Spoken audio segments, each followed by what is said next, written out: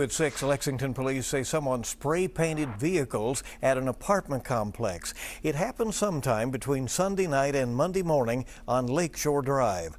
Officers told us several vehicles were damaged. Police are hoping someone captured footage of the vandalism on a home security camera. And if you know anything about what happened, you are being asked to reach out to police, or you can also leave a tip with Bluegrass Crime Stoppers.